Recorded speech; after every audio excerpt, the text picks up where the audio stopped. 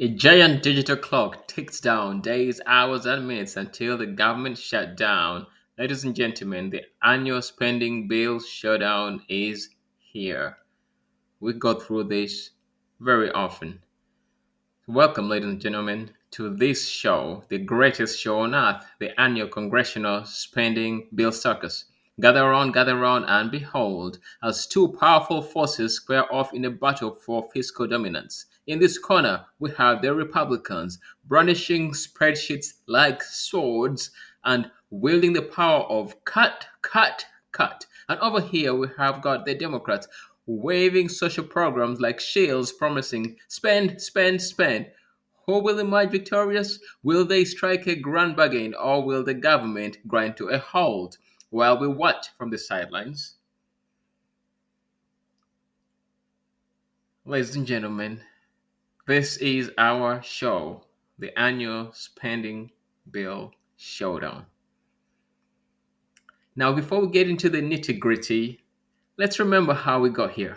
Once again, Congress has reached that special time of the year when they suddenly remember they have to pass a spending bill to keep the lights on, Kind of like how we all remember we have to pay our credit card bills before the bank sends us those friendly reminders. But this year, oh boy, this year, it's all or nothing. Let's start with the Republicans. They've rolled out a brand new budget proposal called Operation Belt Tightening. Their motto: if it moves, cut it. If it doesn't move, cut it twice. They've got their eyes on some serious cuts this year: healthcare, education, food stamps, the stuff that, according to them, is holding America back from its true potential. Because, of course, if there is one thing that's been dragging down the economy, it's all those kids in classrooms learning to read.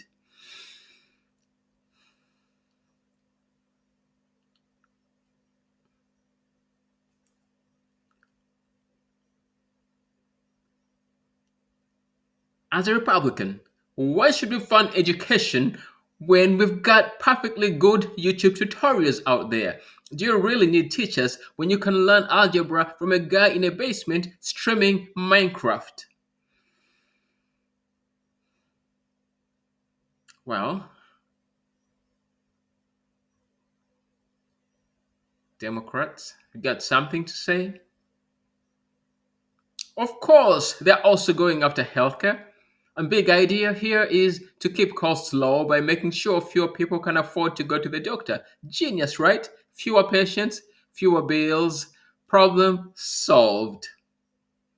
But wait, there's more. They've got eyes, cuts to environmental programs too. Because, hey, what's the point of saving the planet if we're all going broke doing it? I mean, why bother reducing carbon emissions when we could spend that money on really important stuff like more tax cuts for billionaires? After all, those yachts aren't going to be aren't going to buy themselves, right? Now, over here in the other corner, we have the Democrats. Their budget proposal comes with a much simpler philosophy. Let's just spend more. They're pushing for increased funding for social programs, climate initiatives, and infrastructure. It's a real go big go home strategy.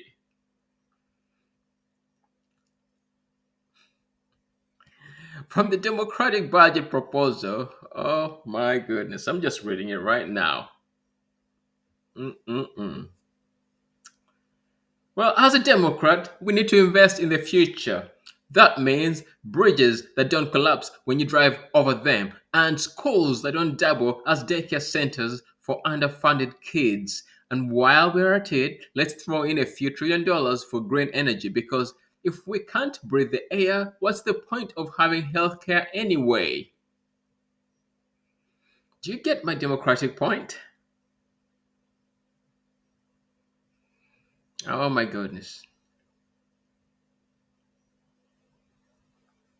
But let's not pretend there isn't a little something for everyone here. The Democrats are also working on another favorite pastime, the pork barrel shuffle. Hidden in this massive bill, we've got earmarks galore because if it's not a spending bill, unless it's not a spending bill unless you're funding an aquarium in Kansas or a bridge to nowhere in Alaska. And don't forget the classic negotiation tactic: compromise, compromise, compromise. You know, the thing where neither sides get what they really want, but they can still slap a victory sticker on their bill and call it a day. Well, let's make a deal, ladies and gentlemen. Let's make a deal. Look, I'll let you keep your wind farm subsidies if you let me sneak in some funding for this pet project my cousin's been working on. We'll call it infrastructure. No one will notice. Really? These are our politicians, ladies and gentlemen. But here's the real kicker: both sides are so caught up in their ideological tug of war, they've conveniently forgotten that the clock is ticking.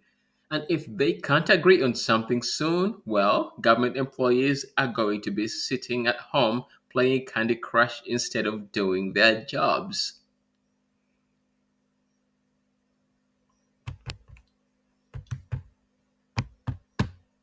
Just like us. Candy Crush. So, ladies and gentlemen, now a government shutdown sounds very scary. But don't worry, it's only the important things that stop working. National parks closed, processing passports, forget about it. Non essential federal employees stay home. But Congress, they still get paid, that's right. Even if the government shuts down, the very people who couldn't pass the budget in the first place will still be cashing their checks. It's like being the kid who gets an A on the group project, even though they didn't do any of the work. Want to be a congressman? Think about it. So, what happens next? Well, in true Washington fashion, we'll likely see some last minute scrambling. They'll have a few dramatic press conferences, make a couple of fairy speeches, and maybe even throw in a couple of threats for good measure. Then, just as the clock hits zero, they'll announce they've reached a deal, which will basically be a band aid to keep things running for another few months until we do this all over again. Yeah, while they get paid. And this is not a joke.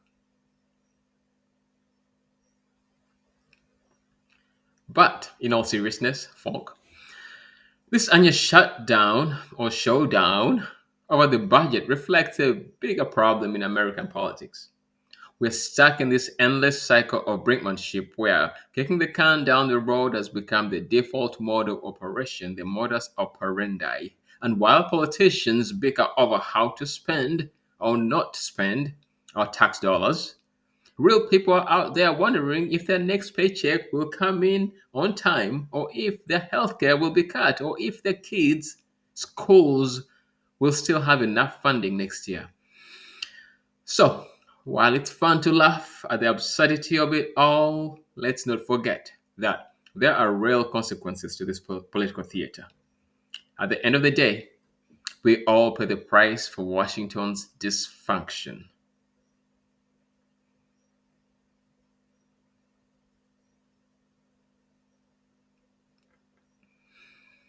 Yeah, we pay the price. But hey, if nothing else, at least we get some good material for satire, right?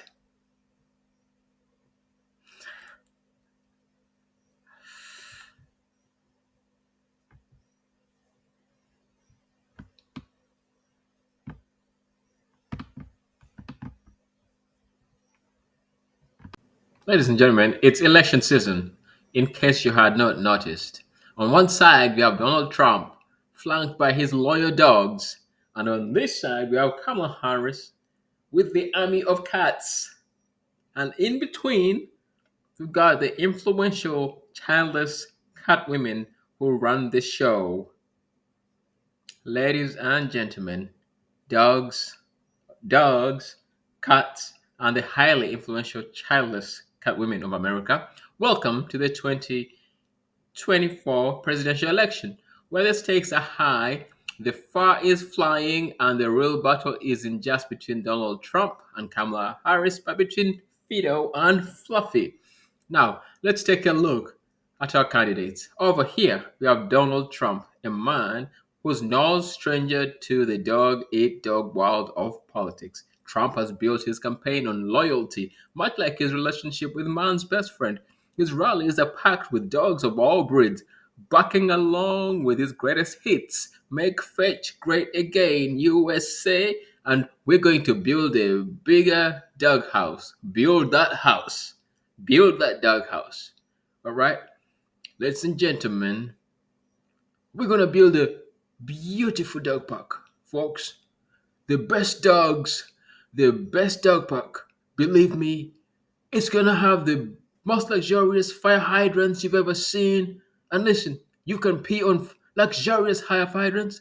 We're gonna make the cats pay for it. You know it, I know it, everybody knows it. Dogs are winners, and I'm a winner too. Cats will pay for it. Ladies and gentlemen, Trump's platform is simple: loyalty, obedience, and a promise to reduce the leash laws. He's got a 99% approval rating among Labradors, Golden Retrievers, and any breed that enjoys chasing things. But not all dogs are on board. The Terriers and Chihuahuas have accused him of catering only to the big dogs, calling his policies elitist and discriminatory against small paws. But Trump's biggest rival isn't a fellow dog lover, it's Kamala Harris. That's right, folks. The feline faction has spoken, and they've chosen Harris as their champion. Her rallies are purring with excitement, and her base of cats and childless cat women is ready to claw their way to victory. Harris has taken a more progressive stance, promising to end the dog supremacy that has long dominated American politics. She's proposed sweeping changes like universal catnip, mandatory naps for all, and a public litter box option because every cat deserves the right to a clean litter box without corporate interference. Ladies and gentlemen, that is Kamala Harris's platform. My fellow Americans, it's time we end the oppression of cats. No longer will our feline friends be forced to live under the tyranny of dogs. It's time to stand up, or rather, lay down, stretch, and reclaim our freedom. Together, we will create a nation where every cat can climb freely without being chased, hissed at, or denied the right to a cozy sunbeam. No cozy sunbeams. Cozy sunbeams are important for cats. Anyway, now that the cats, of course, are loving this, they're nonchalantly licking their paws while plotting their dominion of America's sunny windowsills. But here's the real twist: this election isn't just about dogs and cats. The true swing vote, the group that everyone's trying to court, is none other than the childless cat woman or childless cat women. You see, childless cat women are America's new political power brokers. They are the proud, independent women who have chosen a life of feline companionship over motherhood, and they are not to be underestimated. Donald Trump knows it, Harris knows it, and now every single campaign ad is geared towards them. Let's take a look at how each candidate is appealing to this critical demographic. Trump, surprisingly, has taken a softer approach. In his latest ad, he's surrounded by purring kittens, promising to make America purr again. He's even started tweeting photos of himself holding a tiny tabby. trying to show that he's not just a dog guy, he's an animal guy. Meow. Very awkward. Ladies and gentlemen, look here, folks. I love cats. People say, Donald, you're a dog guy. But let me tell you, no one ever has been more pro cat than me. This kitten right here loves me and I love it. We're gonna build the best cat towers. And look at this. She's purring. Cats love me. Believe me, they do. Yeah, we're not buying it either, Donald. Cats might tolerate him, but love, that's a strong word for a creature that only acknowledges your existence when it wants food. Donald, it wants food. Now, Harris doesn't have to try as hard. She's a cat person through and through, and her campaign events are filled with childless cat women wearing Harris themed cat ears, sipping soy lattes, and swapping tips on the best organic kibble. She's already one of them. So all she has to do is show up and promise them the moon or, better cat healthcare. But Harris isn't stopping there. She's also promising something no one saw coming: government subsidized subscriptions to Cat Fancy magazine. That's right, folks. In America, every childless cat woman will receive a free subscription ensuring they stay up to date on the latest feline fashion, grooming tips, and how to properly pamper your fur baby or your purr baby. This election is serious. It's working.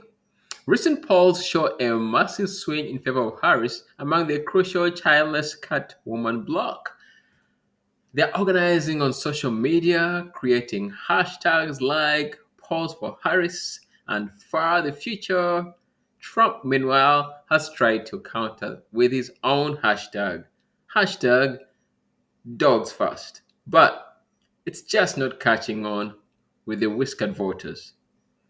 And what about the rest of us? Well, we're just watching in disbelief as the 2024 election descends into a battle of paws, tails, and fumbles. Both candidates are fighting tooth and claw for dominance. But let's be honest, in this election, the real winners are the pets. Dogs are getting promised endless belly rubs, cats are getting catnip stimulus packages, and childless cat women, they're getting all the political attention they've ever dreamed of. Wouldn't you love to be a childless cat woman now? So, as we head into election day, remember this: whether you're a dog lover, or a cat person, or a childless cat woman with four fluffy roommates, this election is for you. Because in America, every vote counts, even the ones with paws.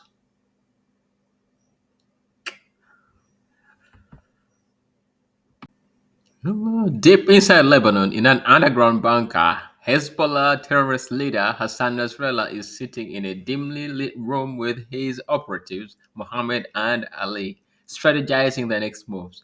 Enter Agent Yusuf, a Mossad agent, the finest feline agent. Agent Yusuf. Ah, yes, Hezbollah, the group that would have us believe they are the masterminds of a grand global revolution, but somehow still haven't figured out how to stop getting outwitted by, well, everyone, especially Mossad. And what do we have here? A little intrigue in the Middle East, where our favorite terror trio, Nasrallah and his not so bright sidekicks, Muhammad and Ali, are about to learn a painful lesson in counter espionage, courtesy of Mossad's top agent, Agent Yusuf. He is a cat, yes. Folks, that's right, Mossad has employed a cat. Now, Hezbollah might be well trained in guerrilla warfare, rocket launching, and the fine art of yelling into a microphone while waving their hands dramatically, but intelligence operations, let's just say, that's not their strong suit. It all began when Nasrallah, after a long day of firebrand speeches and poorly thought out plans, retired to his bunker with his two most trusted men, Muhammad and Ali. Yes, men. Take note of that. That is because they've both pledged their undying loyalty to him, and also because they're the only ones left who haven't accidentally blown themselves up yet. Now, unbeknownst to them, Agent Musef has been patiently waiting for this moment. You see, Musef's a cat with a mission involving pages, a mission involving pages. Yes, pages. Because while the rest of the world has moved on to smartphones, Hezbollah is still rocking 1990s technology like it's cutting edge. So, as Nasrallah is making speeches and wagging his hand. Oh my goodness. Muhammad, Ali, we must remain vigilant. The Zionists are everywhere. Our pages are our lifeline to the cause. Keep them close as possible, intimate. For we may receive a call for jihad at any moment. Yes, jihad at any moment. Keep your pager close, intimately close. Ah, the pager, a technological relic that only Nasrallah could still see as a vital tool in the fight for his revolution or terror activity. Little does he know his trusty pager is about to turn into something far more explosive thanks to Agent Musef. Now, Musef's no ordinary cat. He's a sleek, stealthy operator who, with the precision of a surgeon, has infiltrated Nasrallah's inner circle. How? Simple. Cats can go anywhere. They slip into rooms unnoticed, nap on high value targets, and in this case, they plant tiny explosive devices in pages. Who could possibly suspect a cute little tubby? Mossad knows the art of low profile espionage better than anyone. Agent Musef. The humans think they are so clever with their bombastic speeches and grand plans, but they forget that it's the quiet ones, purring quiet ones, fiery quiet ones, who always strike when least expected. I am Yusuf bin Abraham, and tonight I'm not just a cat. I'm justice in far. So, there it was, three terrorists, two pages, and one Mossad agent, with a fluffy tail and a thirst for mischief. As Muhammad and Ali sat there, probably discussing how best to botch their next mission, they were blissfully unaware that the countdown had already begun. And then, without warning, boom! The pages, strategically planted with Mossad's finest miniaturized explosives, go off. But here's the kicker. It wasn't some dramatic Hollywood style explosion that blows the entire bunker sky high. No, Mossad had something far more targeted in mind. The intimate target. Ladies and gentlemen, I give you precision paging designed to explode exactly in the most sensitive and intimate areas of Hezbollah's finest. That's right, Muhammad and Ali got a very personal message delivered straight to the parts that matter most.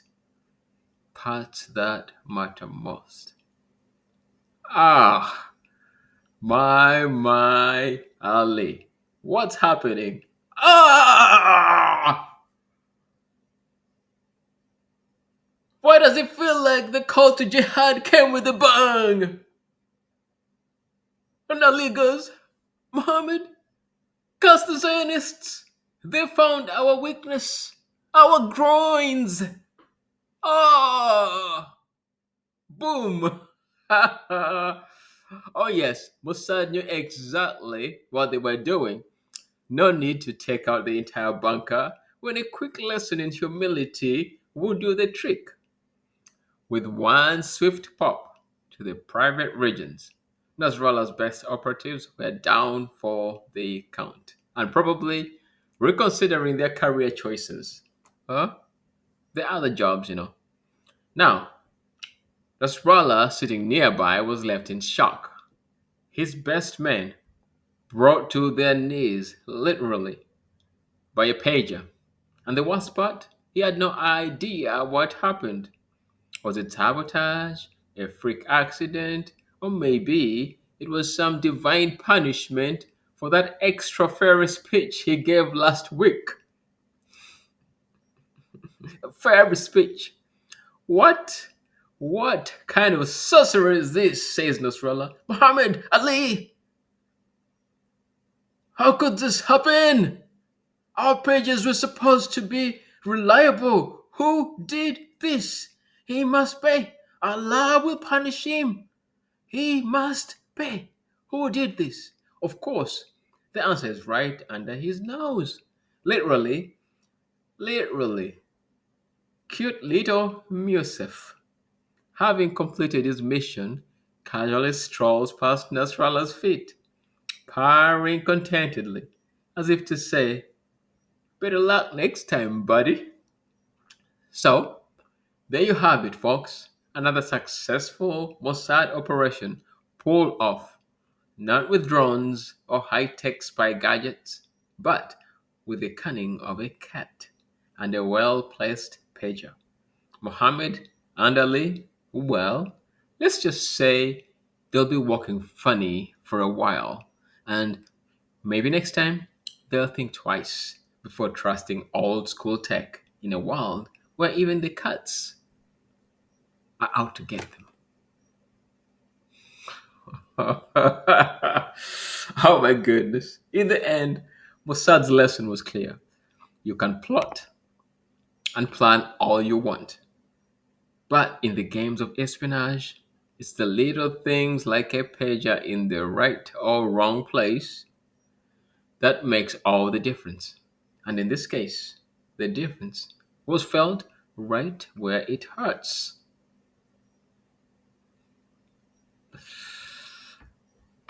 Ladies and gentlemen, enter the United Nations Assembly in New York. Room is packed with dignitaries, ambassadors, and heads of states. Everyone is abuzz. There's a new crisis that just happened last week, the Hezbollah pager incident. Really? Ladies and gentlemen, esteemed diplomats and distinguished representatives of countries that can barely agree on what day it is. Welcome to the latest episode of the United Nations General Assembly, International Finger Wagging Edition.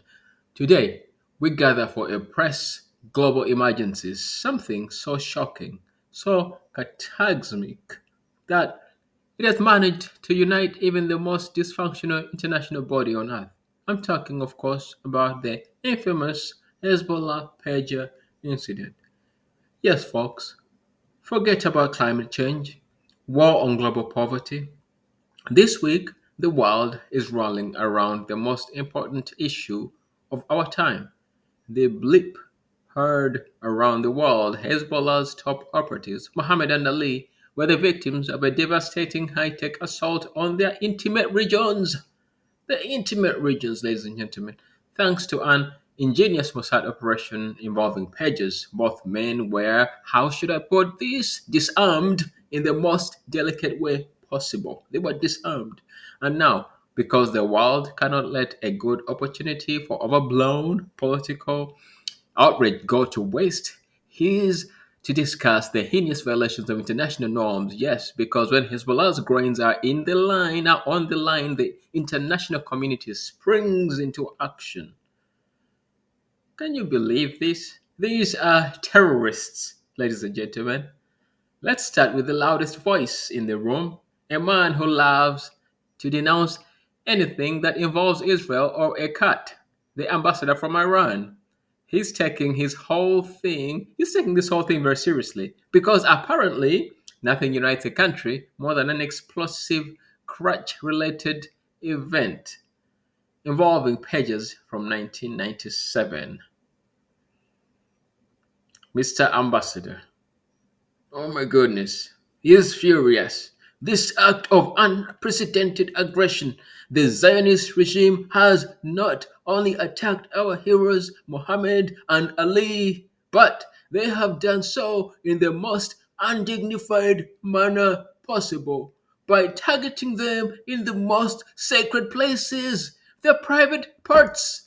This is a crime against humanity and against all sensitive areas of the male anatomy.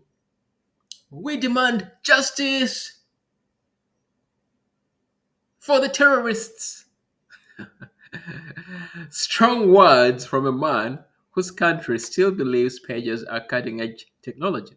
But don't worry, the rest of the world is eager to chime in on this crucial topic. Let's move on to France, where they managed to turn outrage into an art form.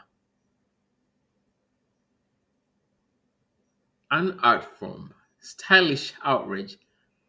Ladies and gentlemen, as the French ambassador, ah, mes amis, mes amis, my friends, we are deeply concerned by the how you say blip heard in Hezbollah's sensitive region.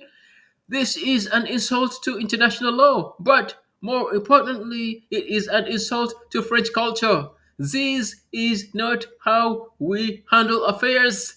Where is the subtlety? Where is the class?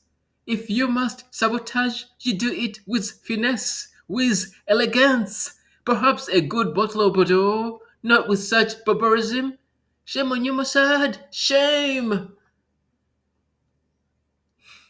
Ah, yes, the French, always ready to defend their version of sabotage chic, le chic sabotage. Now, across the room, the Russians are ready to get involved, and when the Russians speak, you know things are about to get weird. I mean, this is the country that sends dissidents tea laced with polonium.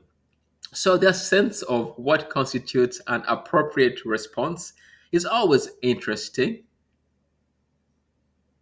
Come on, the Russian ambassador. Comrades, we condemn this childish prank. In Russia, Mother Russia, we handle traitors and enemies with more serious measures. A little pager explosion in the pants. In our country, we would call that Monday. Mossad should learn from us how to deal with problems in a more professional way. But we do not condone such amateur tactics. This is beneath the dignity of espionage. Beneath.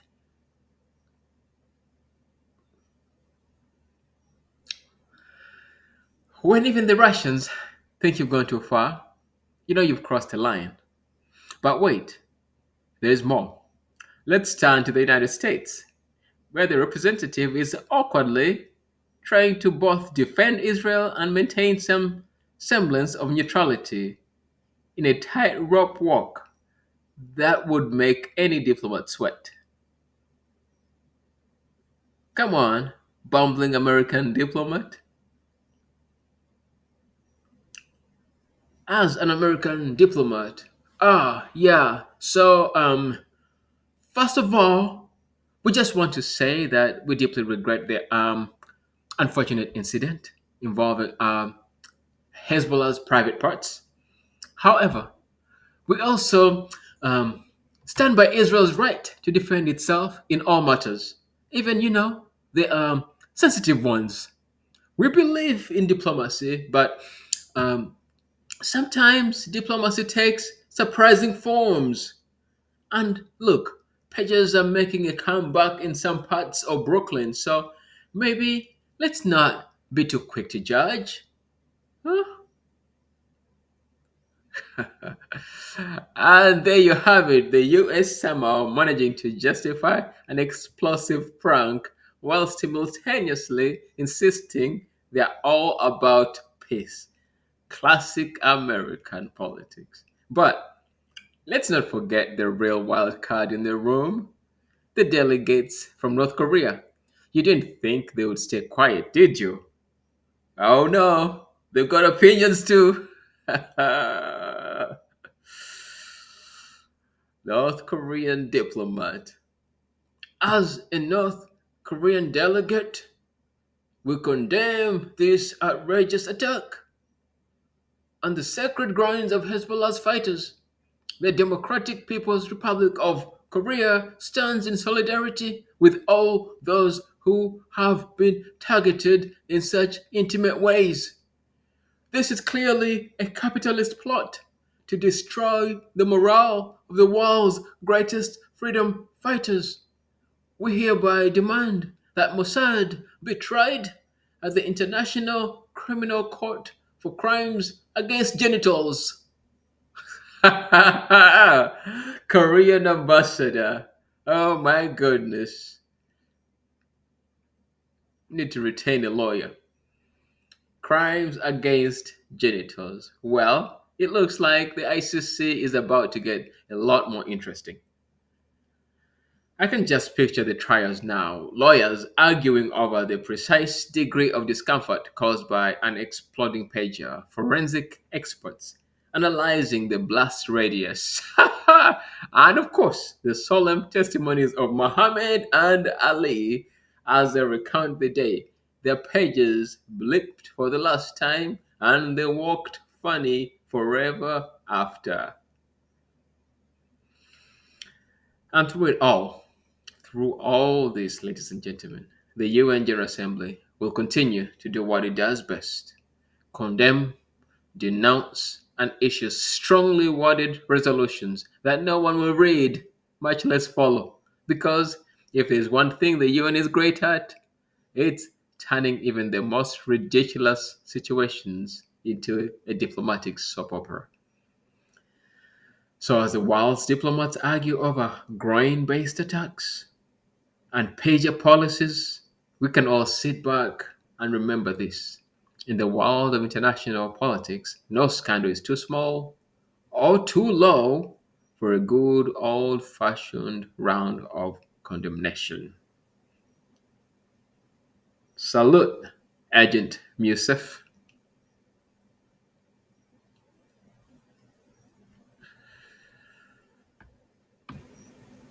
Senators and representatives scrambled around in a chaotic last minute rush to pass the new spending bill. At the 11th hour, deadline looming, somehow, once again, the government was on the verge of shutting down and they pulled it off. Meanwhile, Joe Biden did his thing at the UN, presented his speech, which I think is his last. The US government, that well oiled machine of efficiency and order, see, I forgot my heart. Except, every single year when it comes time to pass the budget. If you've ever wondered what it's like to procrastinate on a life or death assignment, just look at Congress. It's like watching a bunch of teenagers cram for finals, except instead of math problems, they're trying to decide whether or not to fund the country. Guys, this is serious. But in the grand tradition of American governance, the spending bill has once again been passed at the very last minute. What a feat of planning. We went from the sky is falling to we'll be fine in the span of 48 hours. Think of it as a thrilling Netflix drama. If that drama was written by people who can't agree on the plot and where every episode ends in a cliffhanger and makes you wonder, is the government going to implode next week? Now that is a script. So get congressmen right here going, quick, quick, quick, someone throw in 600 million for defense. Don't care what for, just slap it in there And don't forget that 100 million for the Space Force's next laser pointer project. What's that? Schools? Nah, no time for that. We've got jets that need gold plated cup holders. We've got things to do, guys. Anyway, defense is important. Oh, yes, the American legislative process at its finest. A billion here, a trillion there. Who's really keeping track? After all, it's only taxpayer money. And you know what? They say if you don't spend it now, it will just be there for next year's crisis. So, after weeks of grandstanding, doomsday predictions, and senators pretending they're experts at economic policy, the bill passes.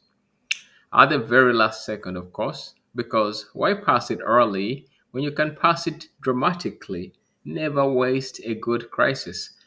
If Congress was a movie, it would be an action flick. But instead of car chases and suspense over whether they can agree to pay their own salaries on time,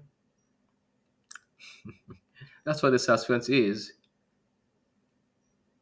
Anyway, now, as if things couldn't get any more interesting, President Joe Biden has decided to take a victory lap over the United Nations, where he's going to give a speech. Or he has given a speech.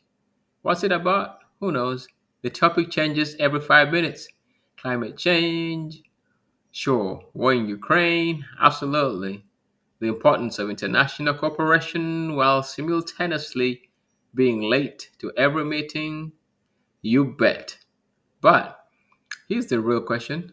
Can Joe Biden stay on script long enough to get through his speech without wandering off into a folksy story about Scranton or cornfields, or better yet, what malapropism will we get today? The UN delegates are in for a treat because Joe's speech are like jazz improvisations, sometimes incoherent but always with a surprise ending. Oh yeah. Anyway, folks, let me tell you, when I was a kid, back in, Delaware or Scranton or wherever, we didn't have budgets like this. No, no. We had something called wait, what was it? What was I talking about again? Oh, right. Spending. Yeah, folks, look, it's all about making sure the kids today have, their iPads and their TikToks. And the world needs to come together, just like I came together with Compop down by the pool. Ladies and gentlemen, it was fun growing up in Scranton. That's right, folks. When Biden gives a speech, it's not just about policy, it's about a journey. You may start out hearing about climate change, but before you know it, you're knee deep in a personal anecdote involving his favorite Amtrak conductor from 1975. But hey, at least the world leaders get a break from all the serious speeches. The ones where people actually expect something to get done. Blow up Hezbollah pages. Anyway, past resolutions. Anyway, meanwhile, back in Washington, the ink is on the spending bill. The ink on the spending bill is barely dry, and already people are lining up to argue over what they didn't get. There's always something. It's like ordering a pizza with 535 people and only two toppings. Someone's going to be mad that the anchovies didn't make it on there. But who needs details when you got $1 trillion pie, right? Right? So, come on, Republican Senator. I don't care if we have to shut the whole government down. I am not voting for this bill unless we get more funding for the wall. And by the wall, I mean the one around my private mansion. Well, come on, Democratic Senator. Well, I am not voting for it unless we add in a line item for free avocado toast for all. It's a human right in California. Free avocado toast for all. So, in the end, they all compromise. Compromise, remember that word? Which in Congress means nobody's happy, but everyone pretends they are. Because that's how you get things done, by grumbling about it on live television afterward. Meanwhile, Biden is over at the UN, wrapping up his speech, possibly with a plug for his favorite ice cream flavor. And what a speech it is! World peace solved, global warming done by lunchtime, the US budget crisis, oh, you didn't hear? We kicked that can down the road again. So, stay tuned for next year's thrilling installment of Will They Pass the Bill or Won't They? Here's to democracy, the only system where you can almost shut down the government, then give yourself a round of applause for barely keeping it running. Cheers, folks. Same time next year. Oh my goodness.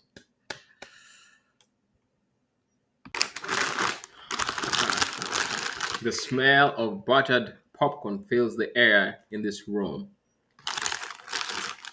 Ladies and gentlemen, grab your snacks because tonight we're diving into the greatest spectacle in modern entertainment, American politics. Forget Netflix, HBO, or the Marvel Cinematic Universe. If you want real drama, look no farther than Washington, D.C., where every day is a blockbuster, and the plot twists will have you spilling your popcorn. Now, let me walk you through what to expect in this year's political thriller. First up, let's start with the Democrats. You've got your typical drama series here, full of infighting, long winded speeches, and a cast of characters trying to decide if they are progressives, moderates, or just plain lost in the aisles of Whole Foods. Okay? We got you, we'll find you. Well, popcorn time. This is right here. Mm-mm. Ladies and gentlemen, Joe Biden, an extra buttery canoe, slightly aged, but hey, still popping. Biden's role in the movie, he's a reluctant action hero who keeps falling asleep before the big fight scene. You never quite know what he's going to do next, but you do know it's probably going to involve a heartwarming story about his childhood dog or his love of ice cream. Hmm, not too bad. Classic, reliable, maybe a little soft around the edges, but still holding up. This kind of like his approval rating. Now, on the other hand, we have the Republicans. And boy, how they brought the popcorn drama this season.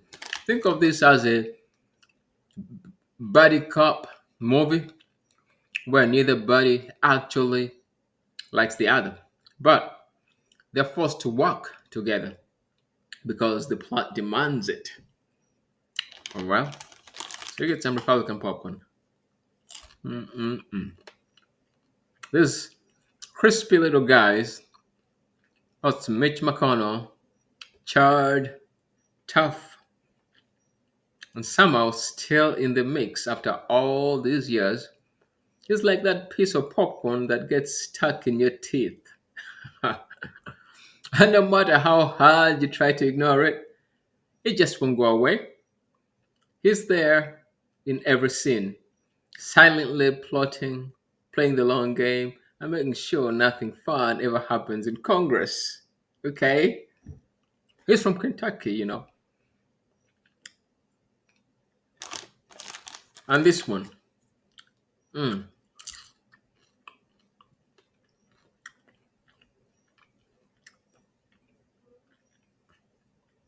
that used to be Ron DeSantis.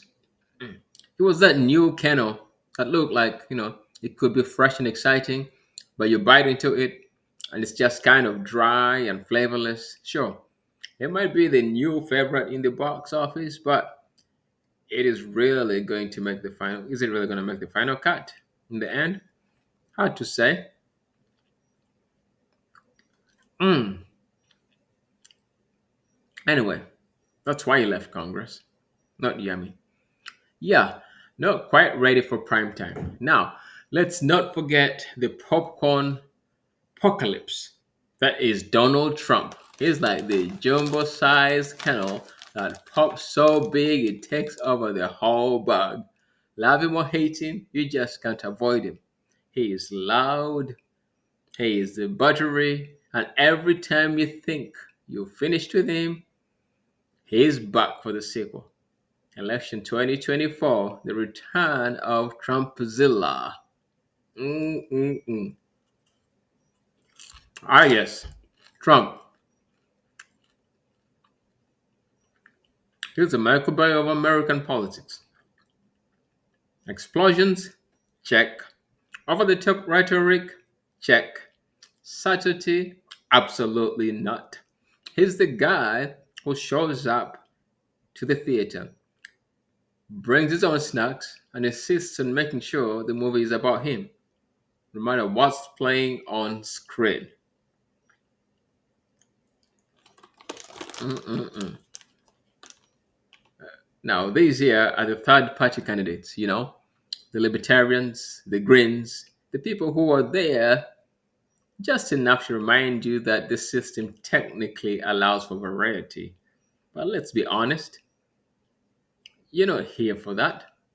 They show up every 4 years, and while their platforms might seem intriguing, they never seem to make it to the final act. Well, we'll try him. Mm.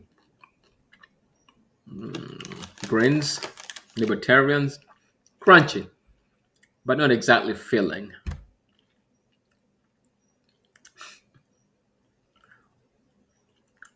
Mm, mm, mm. Maybe in the midterms.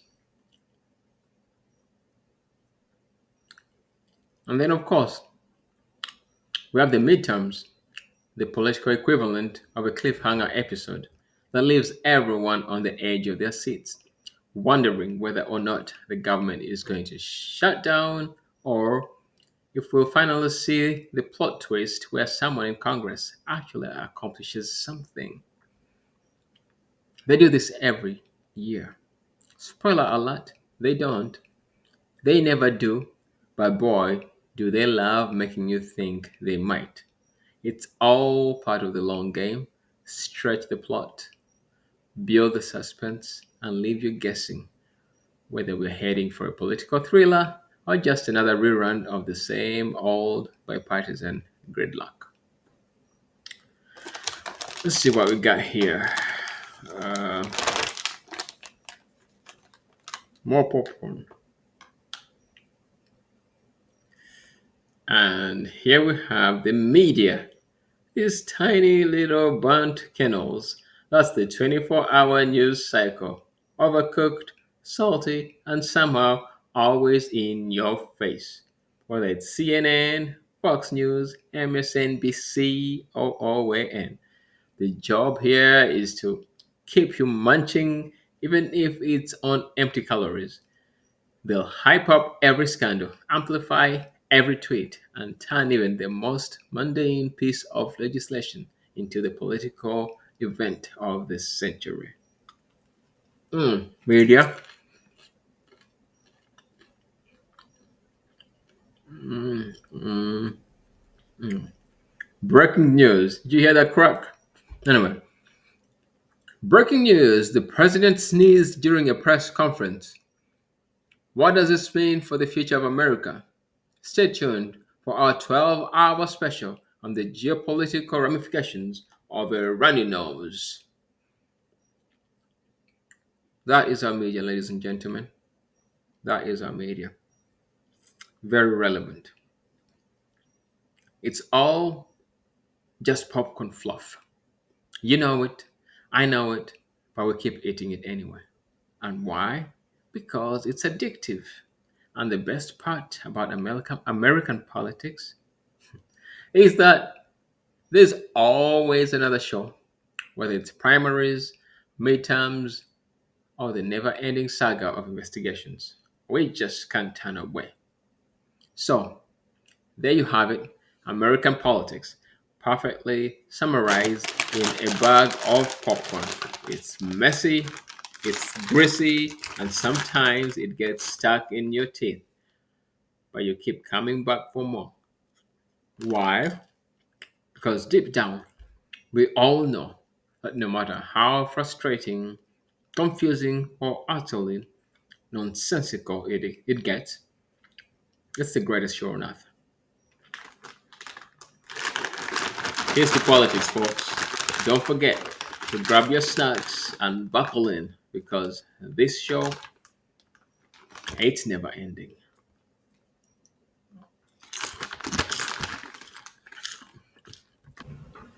Hi everyone, I'm Dennis. Tonight we're going to dive into something that's been both entertaining and educating for people for centuries, political satire. From ancient Greece to today's late night comedy shows, satire has played an important role in shaping political discourse, giving us a sharp, often hilarious way to reflect on society's flaws and sometimes outright absurdities. Tonight, we're going on a journey through time, looking at the history of political satire and how it has evolved alongside politics itself. This isn't just about jokes. Satire has had real political power, sometimes even influencing governments or exposing corruption. So, let's start where all good stories do, at the beginning. Greece and Rome. Our journey begins in ancient Greece. Picture this: you're in a packed amphitheater in Athens, and on stage is a playwright named Aristophanes. He's putting on a play called Lysistrata, where the women in Greece, tired of the Peloponnesian War, go on a sex strike to force the men to stop fighting. It's a wild, outrageous premise, but beneath the humor lies a sharp critique of the endless war and the incompetence of political leaders. Aristophanes wasn't just poking fun at everyday life, he was challenging the powerful, making people think about the direction that society was heading. This is where political satire was born, as a tool to question authority and make uncomfortable truths easier to digest. The Romans took the baton from the Greeks. Satirists like Juvenal used biting humor to criticize Roman society, focusing on corruption, excess, and moral decay of the elite. Juvenal's satires gave us the phrase panem et circenses, or bread and circuses, a commentary on how the Roman government kept the public distracted with food and entertainment to avoid dealing with deeper societal problems. Sounds familiar? Satirists were already pointing out how leaders manipulated the masses, a theme that would echo through the centuries to this date. The Middle Ages had a satire rebellion. Now, as we move into the Middle Ages, political satire took a bit of a backseat. The period was marked by strict control from religious authorities and monarchs, so open criticism of rulers would be a one way ticket to exile or worse. But satire didn't disappear, it just became more subtle. In medieval Europe, jesters and court fools were often the only ones who could poke fun at the king without losing their heads. They wrapped their criticism in humor and absurdity, often using double meanings to critique the power structures around them. The fool might be laughing, but he was often the smartest person in the room, subtly pointing out the flaws of those in power. One of the most interesting examples of this period comes from Geoffrey Chaucer's The Canterbury Tales. In his satire of English society, Chaucer gives us characters like the pardoner who sells fake religious relics to the gullible and the corrupt friar. Through his tales, Chaucer was making some serious jabs at the church and aristocracy, but his satire was cloaked in humor. making it more palatable and less dangerous. Then the Renaissance comes. Satire finds its voice as as we step into the Renaissance, political satire begins to regain its boldness.